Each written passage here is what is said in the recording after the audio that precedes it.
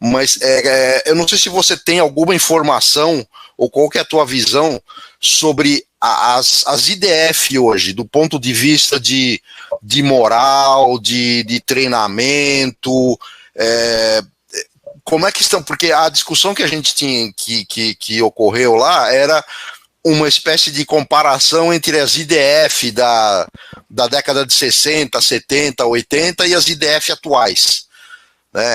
Como é que você vê isso hoje? Qual a tua visão das IDF hoje, do ponto de vista de motivação e treinamento, principalmente? Motivação, principalmente, né?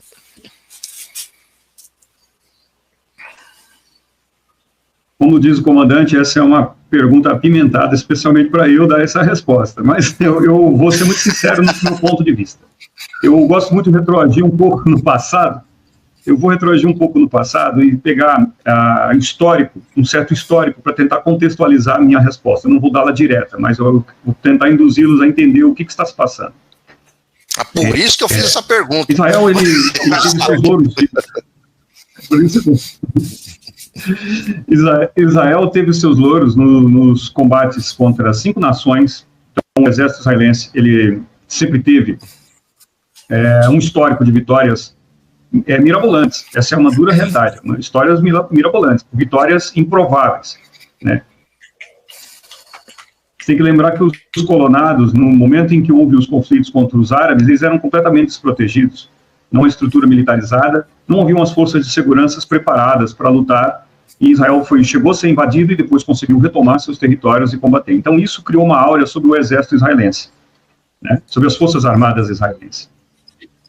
Ocorre que, a partir dos anos 80, a situação começou a esfriar do ponto de vista dos seus inimigos. Basicamente, a Síria se manteve um inimigo sério, a Síria sempre foi o maior inimigo de Israel, e de todas as nações árabes que uma vez combateram Israel, o exército sírio sempre foi o mais bem preparado e o mais aguerrido, né? Não somente o exército, a força aérea síria também sempre deu trabalho para Israel. Essa que é a realidade. O Egito, um gigante militar, é um gigante geográfico do trabalho para Israel quanto a própria Síria. Acontece que a situação foi esfriando e o IDF, ataques de grupos menores, né? Então ela foi deixando de se tornar uma força armada de defesa territorial em grande quantidade. Eu não estou dizendo aqui que Israel não tem unidades de elite, eles têm unidades muito boas, com muito preparo. Tem muitas unidades de forças especiais, há pelo menos 3 novas unidades não declaradas aqui que estão operando em Gaza, tá? que são grupos especializados em determinados tipos de combate, mas eu vou chegar nisso daí já para dizer o que eu vejo atualmente nessa situação. Mas eu queria dizer que o tempo foi moldando as IDFs, para basicamente conter um grupo de malucos que usava armas, que poderia explodir uma bomba numa pastelaria e causar um dano.